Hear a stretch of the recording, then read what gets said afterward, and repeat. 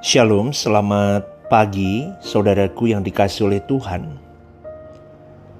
Kalau Tuhan mengajar kita dan menghendaki kita mengasihi Dia dengan segenap hati, segenap jiwa, segenap akal budi dan kekuatan, itu memang berarti kita tidak boleh memberikan ruangan hati kita, ruangan jiwa kita untuk yang lain, untuk apapun dan siapapun, saudaraku.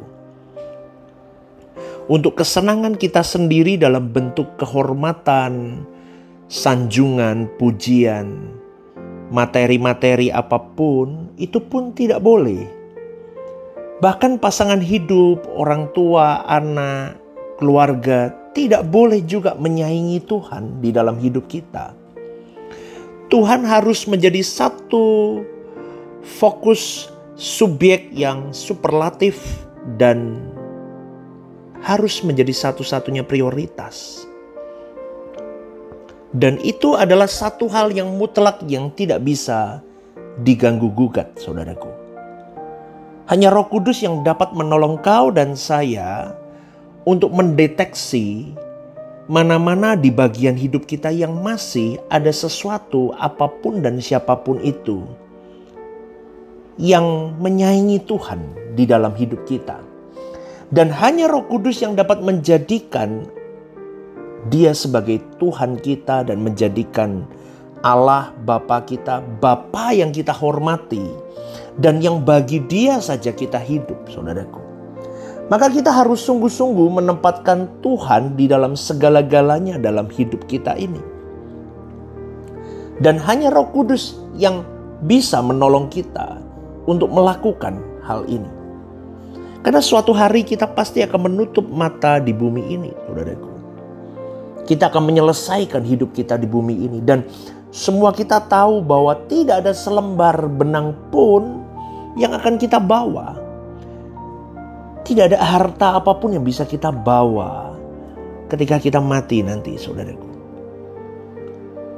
Bahkan pemazmur menunjukkan dengan kalimat di dalam Mazmur 73 ayat 25 yang berkata, "Siapa gerangan yang ada padaku di surga selain Engkau? Selain Engkau tidak ada yang kuingini di bumi." Pada pagi hari ini saya mau mengingatkan kepada para pendengar renungan The Message. Kalau kita yang masih muda bisa melakukan hal ini, maka kita pasti akan menjadi sangat luar biasa. Roh Kudus yang menuntun bagaimana kita menjadikan Tuhan sebagai segalanya di dalam hidup kita. Hari esok kita pasti menjadi orang-orang yang terberkati, terlindungi dan tidak akan dipermalukan, saudaraku. Dan untuk kita yang sudah berumur, mestinya kita benar-benar mengosongkan bejana hati kita. Harus benar-benar kosong, saudaraku. Supaya kita tidak ada lagi kesenangan, tidak ada lagi kebahagiaan apapun di dalam hidup ini selain Tuhan. Kalau Tuhan jadi satu-satunya kebahagiaan kita, maka Tuhan akan menjadikan siapapun dan apapun di lingkungan kita, dalam hidup kita, menjadi kebahagiaan kita. Amin, saudaraku. Karena kebahagiaan kita itu bukan terletak pada pasangan hidup. Bukan terletak pada orang tua, kepada anak, kepada keluarga besar, kepada teman, kepada sahabat, kepada barang-barang, benda-benda yang kita anggap bagus. Mobil, rumah, perhiasan. Bukan, saudaraku. Bukan itu. Maka kita harus mengakhiri jalan hidup kita. Dengan cara apa? Menjadikan Tuhan segalanya dalam hidup ini. Karena suatu hari dunia akan menjadi lautan api. Dan itu mengerikan. Maka kedatangan Tuhan itu nanti yang ada... Ini saudaraku, dalam 2 Petrus 3 ayat 10-11 dikatakan begini. Tetapi hari Tuhan akan tiba seperti pencuri. Coba saudaraku, bayangkan itu. Tidak ada yang tahu kapan. Pada hari itu langit akan lenyap dengan gemuruh yang dahsyat dan unsur-unsur dunia akan hangus dalam nyala api, dan bumi dan segala yang ada di atasnya akan hilang lenyap. Jadi jika segala sesuatu ini akan hancur secara demikian, betapa suci dan salehnya kamu harus hidup. Saya mau katakan begini. Kedatangan Tuhan tidak ada yang tahu. Tetapi kalau hari ini kau hanya mengumpulkan hartamu di bumi, kau tidak mempersiapkan hartamu di surga. Dengan cara apa, pastor? Dengan cara hiduplah jujur, kudus, tidak bercacat, tidak bercela di hadapan Tuhanmu. Itu yang menjadi bekal kita. Pada waktu keadaan kalang kabut dunia di bumi hanguskan, itu orang baru sadar bahwa, aduh, betapa aku membutuhkan Tuhan. Hari ini orang masih berlenggang kangkung. Allah, itu hanya mitos. Dari dulu juga gak pernah datang Tuhan. Apa sih kematian? Mati tidur panjang. Udah gak usah mikir macam-macam lah. Kan banyak orang begitu, saudaraku. Maka pada momen itu terjadi, orang baru bisa berkata, aku butuh Tuhan. Tapi terlambat kalau kau mendadak cinta Tuhan. Karena terpaksa, karena keadaan yang memaksamu. Kita akan merasa ngeri sekali kalau membayangkan orang-orang yang sekarang ini seenak hidupnya hidup. Pelit sama orang. Tapi royal dan boros untuk dirinya sendiri. Beli baju bisa jutaan. Tapi untuk orang lain gak berani dia kasih. Itu betul loh saudara, hari ini ya, dunia itu dibawa kepada hedonisme yang begitu ngeri. Satu sepatu bisa puluhan juta. Satu baju bisa puluhan bahkan ratusan juta. Itu bisa dibeli orang dengan mudahnya. Tapi orang yang tidak mampu di sampingnya dia bisa lewatin begitu aja. Itukah orang yang belajar kebenaran? Kadang saya berpikir, kenapa bisa begitu? Betul, saya kadang sampai di titik, kau berani boros untuk hidup. Kau berani royal dengan hidup. Tapi kau untuk pekerjaan Tuhan gak berani. Kau kasih remah. Tapi di mulutmu kau berkata, aku cinta Tuhan. Kalau kau cinta Tuhan, kau cinta pekerjaannya. Kalau kau cinta Tuhan, kau cinta jiwa-jiwa. Kalau kau cinta Tuhan, kau cinta orang-orang yang di luar sana yang membutuhkan pertolonganmu. Tapi kau tidak lakukan itu, kau boros dengan dirimu. Satu baju bisa 4 juta, 3 juta, 2 juta, 5 juta. Tapi kau tidak berani berbagi untuk orang lain. Itu kadang yang seringkali membuat saya sedih, saudara. Kenapa orang bisa begitu?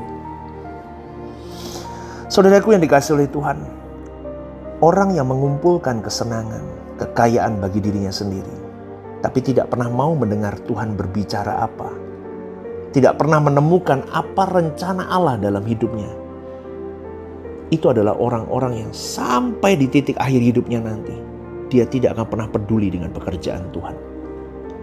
Kita bisa mengerti, mungkin dia tidak menemukan gereja yang bisa dipercaya. Mungkin dia tidak menemukan pendeta yang bisa dipercaya. Sehingga dia tidak mau melepaskan hartanya untuk pekerjaan Tuhan. Atau mungkin dia tahu ada pendeta-pendeta baik yang bisa dipercaya untuk menjalankan pekerjaan Tuhan. Tapi hatinya sudah tertutup terhadap sesamanya. Saya mau katakan betapa mengerikan orang-orang ini.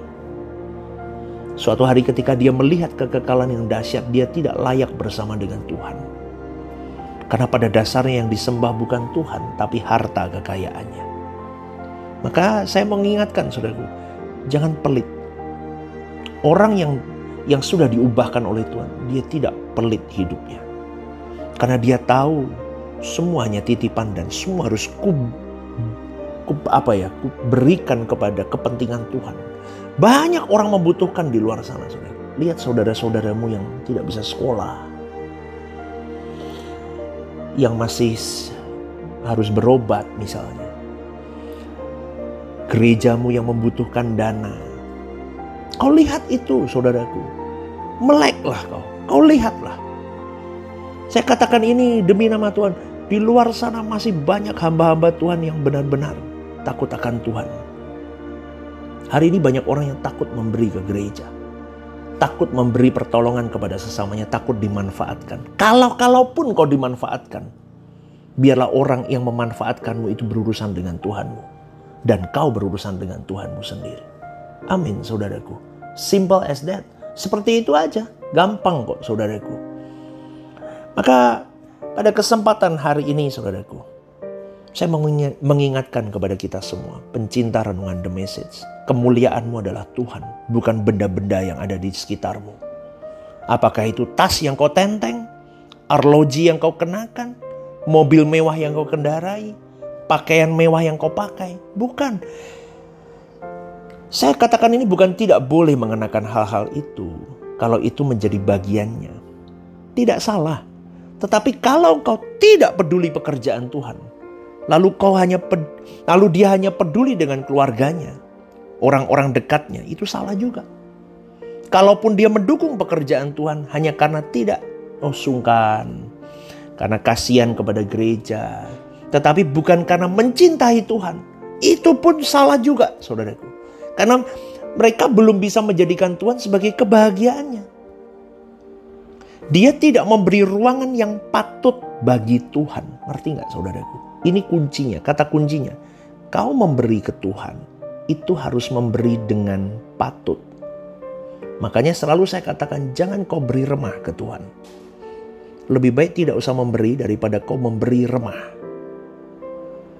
Jangan sepelein Tuhan. Karena ruangan hidup orang-orang seperti ini diberikan untuk kesenangan-kesenangan dunia. Dan inilah orang-orang yang sejatinya, saudaraku, menyembah iblis. Dan itu mengerikan. Dia tidak menyembah Tuhan, dia menyembah kekayaannya. Sebagai pendeta seperti saya pun bisa menyembah iblis walaupun mulutku menyembah Allah. Tapi ia masih memiliki kesenangan-kesenangan dunia. Masih menikmati di dalamnya. Itu sama dengan menyembah setan.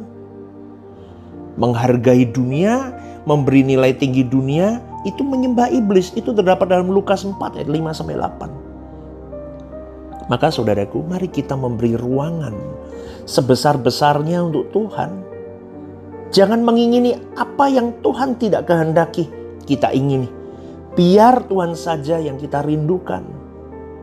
Maka mari kita memperhatikan apa kehendaknya untuk kita lakukan dan rencananya untuk kita penuhi. Karenanya jangan banyak bicara. Jangan ngomong sembarangan.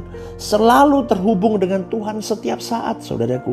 Itu yang akan membawa engkau dan saya bisa menyelesaikan pertandingan hidup dengan baik. Maka sekali lagi, saudaraku, koreksi dirimu masing-masing. Bagaimana hidupmu selama ini kepada Tuhan?